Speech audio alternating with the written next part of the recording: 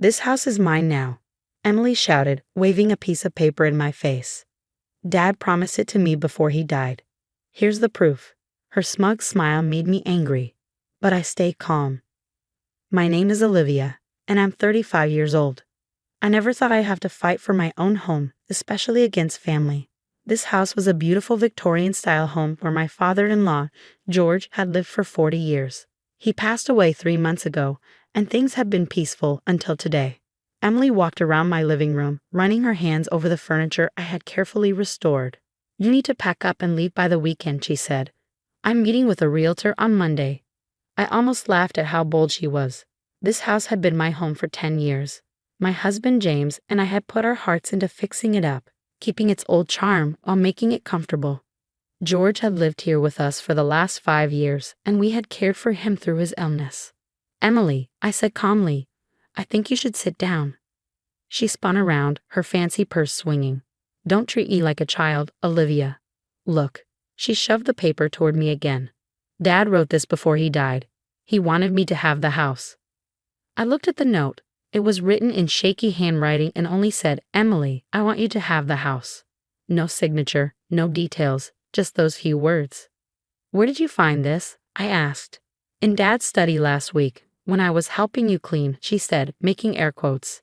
In reality, she had come over uninvited and gone through George's things while I was at work. At that moment, James walked in. He stopped when he saw his sister standing there, looking angry. "Emily, what's going on?" "I'm taking what's mine," she said.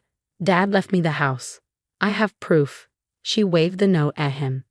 James looked at me, confused. I gave him a small nod, and he understood. "We had expected this." "Emily," he started. "That's not—" "Don't try to stop me," she snapped. "You always side with Olivia. But this time, I have proof. Dad wanted me to have this house, and I'm selling it." I walked over to an old desk in the corner, one of George's favorite pieces. I pulled out a thick envelope from a hidden compartment. "Funny you mentioned proof," I said. Emily rolled her eyes. "Whatever you have doesn't matter. Dad's words are clear." "Are you sure?" I asked, taking out some documents, "because here is the official property deed. George transferred the house to James and me 5 years ago, when we took out a mortgage to renovate it for his care. We've also been paying the property taxes and insurance since then." Emily's face turned pale, but she quickly recovered. "That doesn't matter. Dad changed his mind. This note proves it." I laid out more papers. "This is a notarized statement from your father, written 3 months before he passed, when he was still thinking clearly. It says he wanted James and me to keep the house as a family home. He knew we were the ones taking care of him." Emily's hands shook. "No, that can't be true. He wouldn't." "There's more," I said quietly. "Here are records of all the work we've done on the house. And here are records showing how many times you refused to help with his care or medical costs." Emily's face turned completely white. She sat down, her dress wrinkling. But the note." James stepped forward, his voice firm but gentle. "Emily, Dad could barely write in his last 2 weeks. He was on strong medication. This note doesn't override the legal documents he signed when he was well." Her lip trembled, but then her eyes hardened. "You manipulated him," she snapped. "You turned him against me while I was working in New York." "No, Emily," I said softly. "We were here. We took him to the doctor. We changed the house for his wheelchair. We played chess with him and listened to his stories. Where were you?" She jumped up, grabbing her purse. "This isn't over," she shouted. "I'll get a lawyer. You'll see." She stormed out, slamming the door. James and I exchanged a look. We both knew she wouldn't give up easily. I carefully put the papers back in the envelope. "Do you think she'll really get a lawyer?" I asked. James sighed. "Probably, but we have everything in order, thanks to you." I nodded, remembering George's warnings. "Your sister might try to take the house," he had told us. "She always feels like she deserves more." That's why he had made sure everything was legally transferred to us. I looked around the living room, the floors we had restored, the old molding, the family pictures on the walls. This wasn't just a house. It was our home, full of love and memories. Emily had a note, but we had something stronger: the truth, the law, and years of care for George. Still, as I watched the sunset through the stained glass windows, I had a feeling this fight wasn't over. Emily didn't waste any time.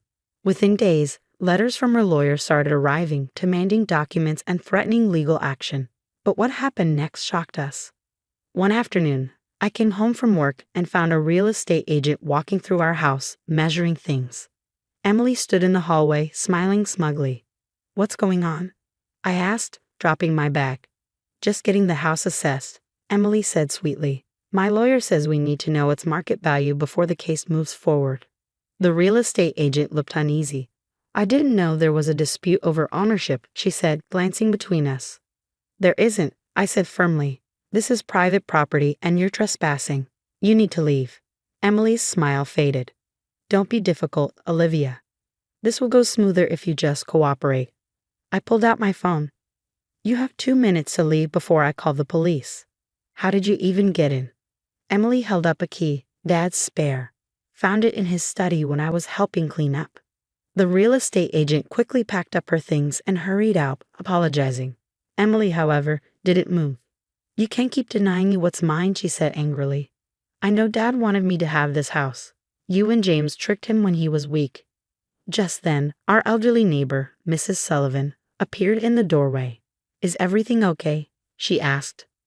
I saw a stranger walking around with a measuring tape and got worried. "Everything's fine," I assured her. "Just a misunderstanding about property access." Mrs. Sullivan looked at Emily and frowned. "Oh, it's you. You know, I was just thinking about your father. Such a shame how little you visited him in his last years." Emily's face turned red. "I was busy with my career. Not everyone has time to play nurse." Mrs. Sullivan's voice turned cold. "No, but most people make time for their dying father. I remember George telling me how grateful he was for Olivia and James. He said they were the only ones who truly cared about him, not just his house." Emily grabbed her purse and stormed out. "You'll be hearing from my lawyer," she yelled as she left. After she was gone, Mrs. Sullivan turned to me. "I have something for you. I've been holding onto it for the right time." She pulled an envelope from her pocket. "George gave me this 2 months before he passed. He told me to give it to you if Emily ever tried to take the house." Inside was a letter written in George's clear handwriting from before his illness worsened. It detailed how Emily had repeatedly tried to get him to sign the house over to her, how she only visited when she wanted something, and why he made sure the property legally went to James and me. "He knew," Mrs. Sullivan said. "He knew she would try this. That's why he had me witness him signing the house over to you and James. I was there at the lawyer's office." Tears welled up in my eyes. Even after he was gone, George was still protecting us. That evening, when James came home, I showed him the letter.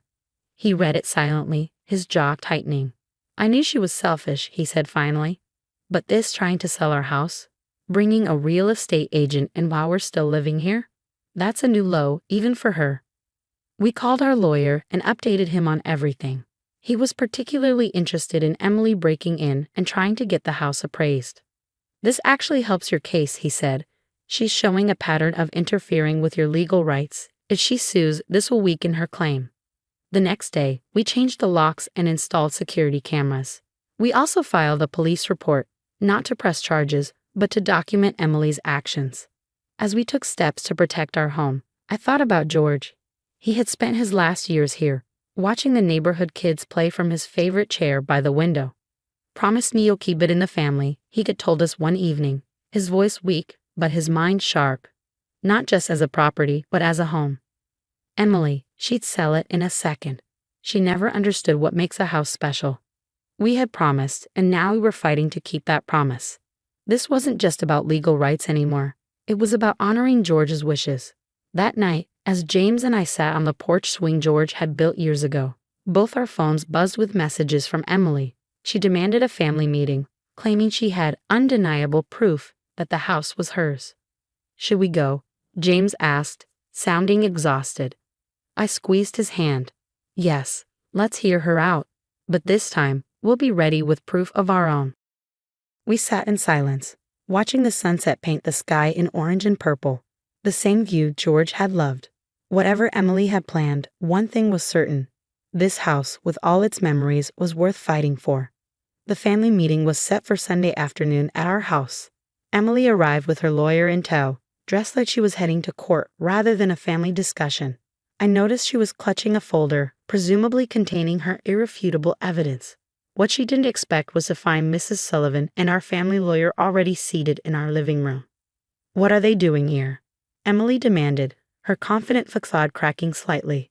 "They're witnesses," I replied calmly. "Mrs. Sullivan to George's wishes, and Mr. Parker to the legal aspects of property ownership." Emily composed herself quickly and sat down, smoothing her skirt. "Fine. Let's get this over with." She opened her folder with flourish. "I have proof that Dad was coerced into transferring the property. Medical records showing he was on heavy medication when you convinced him to sign it over." Her lawyer laid out several documents, including pharmacy records from the last 6 months of George's life. "As you can see," he began, "Mr. Harrison was on strong pain medication that could have impaired his judgment." I couldn't help but smile. Mrs. Sullivan leaned forward, adjusting her glasses. "Those records are from 2023, dear. The property transfer was completed in 2018, 5 years before George became ill." Emily's lawyer frowned, quickly reviewing the dates. Her case was unraveling before it began. But the note," Emily sputtered. "He wrote that he wanted me to have the house." Mr. Parker, our lawyer, cleared his throat. "Yes, about that note. We had it analyzed by a handwriting expert. He produced a report. The writing shows signs of severe impairment, consistent with someone on heavy medication.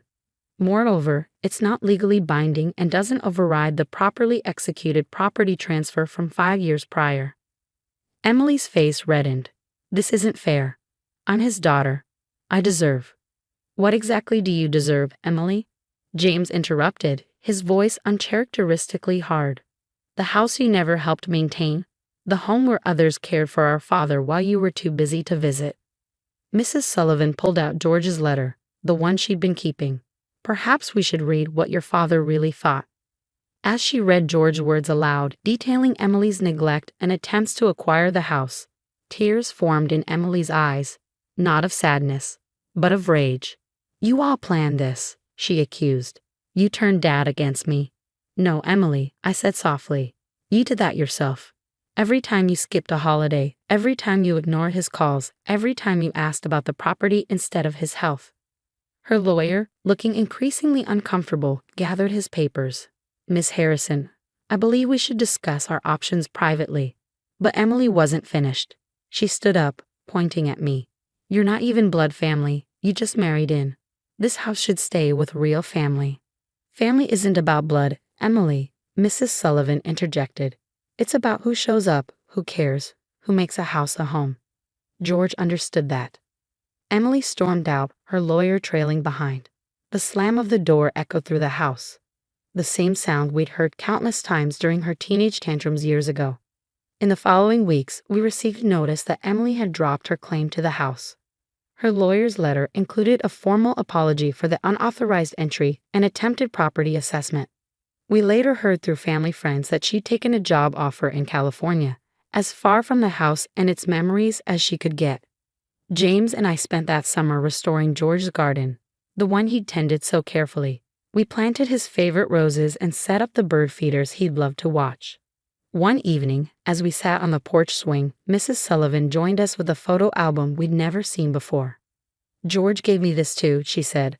"Pictures of this house through the years, the children growing up, the family gatherings, the quiet moments. He wanted you to have it, to remember why he chose you to continue its story."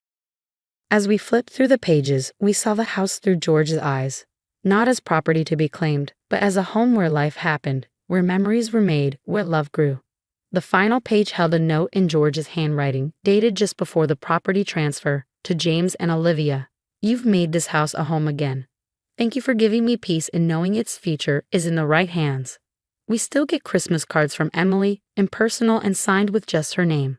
But the house remains what George wanted it to be, a family home, filled with love, laughter, and the kind of care that can't be measured in property values or legal documents. Sometimes, when the evening light hits the stained glass windows just right, I swear I can feel George's presence, smiling at how his final wishes were honored. Not just about the house, but about understanding what really makes a family.